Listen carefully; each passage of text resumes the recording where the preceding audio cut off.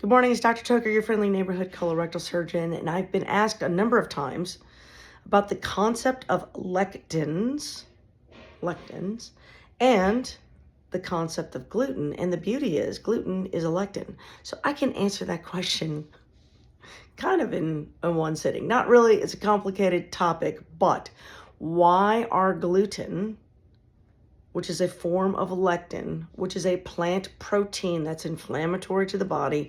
Why are they inflammatory? I thought vegetables were supposed to be good for you. And the reality is that certain proteins in plants serve a protective mechanism for the plant. All right, for example, your wheat. Let's say you're a little wheat plant. You're yummy. You're yummy to everybody, not just people. You're yummy to the animals. And you don't want to be yummy. You're just a plant and you want to grow and live your best life. You also want to spread your seed, and you're kind of stuck in one spot. It's kind of hard to spread a seed just sort of locally.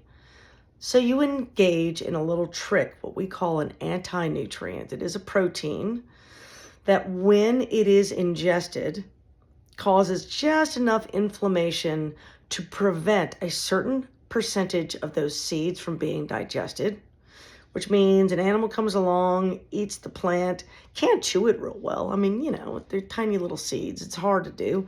Doesn't chew it well, goes through the intestinal tract, and because of that inflammation, well, a little cow or goat or whatever it is pooping those little seeds all over the field, essentially, because not all the seeds get digested.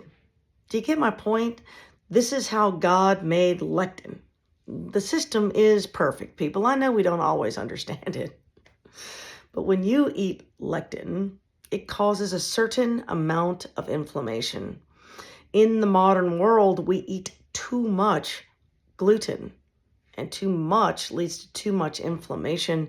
And in particular, gluten will unleash a toxin called zonulin, and that causes a breakdown of the junctions between the cells. In another video, we talked about that as being grout. It's sort of like a grout dissolving substance. So when you eat gluten, that toxin shows up, dissolves the sites between the cells, then you get the leaky gut, then you get metabolic syndrome, and that's kind of how that works. All right, talk to y'all soon.